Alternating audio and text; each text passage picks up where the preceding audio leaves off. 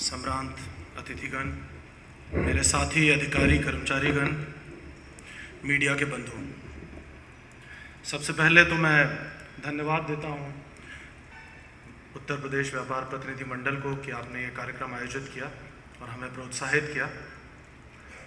Police महकमा और महकमों से काफ़ी भिन्न होता है। ये महकमा 10 से 5 की बंदिशों में नहीं बंधा होता। हमारे काम करने का कोई वक्त नहीं होता है, कोई सीमा नहीं होती है।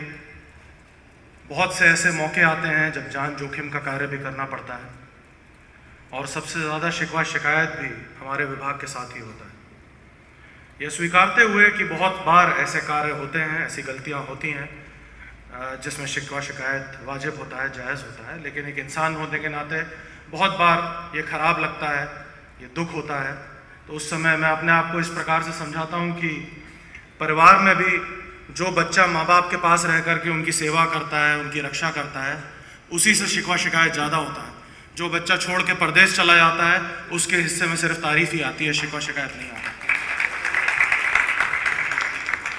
तो ये हम लोगों के लिए बहुत सौभाग्य की बात है कि हम आपके शिकवा शिकायत के ही भागीदार सही, पर कुछ कार्य हम इस तरह का कर सके आपकी सेवा में।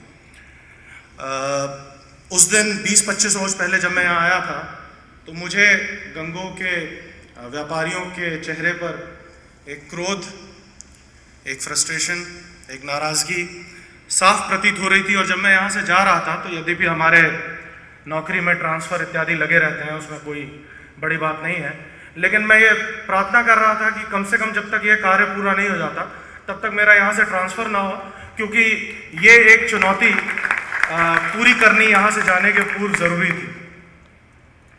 मेरा ये मानना है कि ऊपर वाला जब भी हमें कोई कठिनाइयाँ देता है, कोई चुनौती देता है, तो वो एक मौका देता है अपने चरित्र को और सुदृढ़ करने का और सशक्त करने का। मैं बहुत आभारी हूँ ऊपर वाले का कि उसने मुझे ये मौका दिया कि मैं ऐसी चुनौती मेरे सामने रखी कि मैं अपने चरित्र को और निखार सकूं और सुदृढ़ बना सकूं। हमारे शास्त्रों में ये कहा जाता है कि मनुष्य ऋणी पैदा होता है और पूरे जीवन का उद्देश्य उस ऋण से अवमुक्त होना होता है। 4 तरह के ऋण हमारे पुराणों में बताए गए हैं: देव ऋण, पितृ ऋण, ऋषि ऋण और लोक ऋण। जो चौथा लोक ऋण है उससे अभिप्राय वो बहुत सी चीज़ों से है जो समाज हमारे लिए करता है, जिसको पाने में हमारा कोई योगदान नहीं होता, हम केवल उसका लाभ उठाते हैं। जैसे ये सड़क जो सामने बनी है, इसमें मैंने बनाने में कोई योगदान नहीं दिया, आपने बनाने में कोई योगदान नहीं दिया, लेकिन इसका उपयोग हम करते हैं। ये बिजली जो हमारे आसपास रहती है, ये भी कोई और हमारे समाज का बनाता है, हम उसका लाभ उठाते हैं। इस तरह के बहुत से ऋण समाज के हमारे ऊपर रहते हैं। हमारे जीवन का पूरा उद्देश्य इन ऋणों से अवमुक्त होना होता है। ये चुनौती जो मुझे आप लोगों ने दी और एक विश्वास मुझ पे जताया कि मैं इस कार्य को कर सकूं, और एक मौका आपने मुझे दिया कि मैं इस लोक ऋण से कुछ हद तक अवमुक्त हो सकूं, इसके लिए मैं आप सभी का भी बहुत आभारी हूं।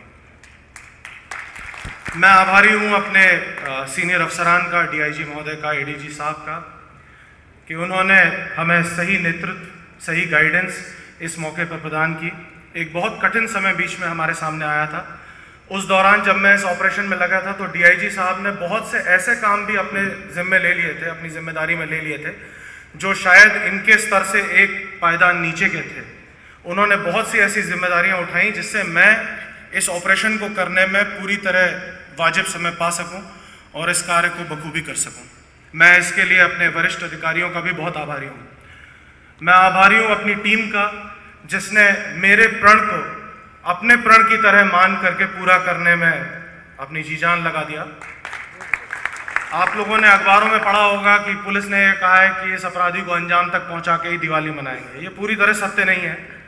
हमने ये प्रण किया था कि हम दिवाली तब मनाएंगे जब हम इस अपराधी को उसके अंजाम तक पहुंचा देंगे। बीच में एक दौर ऐसा था, 3-4 दिन का एक दौर था, मेरी टीम जानती है क्योंकि हम लोग लगातार इस काम में बहुत समय से लगे हुए थे, 3-4 दिन का। लेकिन बीच में एक दौर ऐसा आया था जब हर रात को हमें लगता था कि आज हमारी गैंग से मुठभेड़ हो जाएगी, और एक एक्साइटमेंट के साथ, एक आशा के साथ हम पूरी रात कोम्बिंग इत्यादि करते थे और सुबह तक फिर वही आशा धूमिल हो जाती थी। इसी बीच दिवाली का त्यौहार आ गया और मैंने ये जानते हुए, हम पूरी टीम ही एक फ्रस्ट्रेशन के दौर से गुजर रहे थे कि रोज़ लगता है कि हो जाएगा पर हो नहीं पा रहा है, तो मैंने इन्हें एक ऑफ़र किया कि यद्यपि मैं तो दिवाली तभी मनाऊंगा जब ये काम हो जाएगा, लेकिन मेरी तरफ से आप लोगों को कोई बंदिश नहीं है। आप बहुत दिन से अपने परिवार से अलग है, परिवार के पास नहीं जा पा रहे हैं, तो आप मेरी तरफ से आप स्वतंत्र हैं कि आप चाहें तो जा सकते हैं और अपने परिवार के साथ दिवाली मना सकते हैं। और मुझे बहुत फ़ख्र है इस बात का कि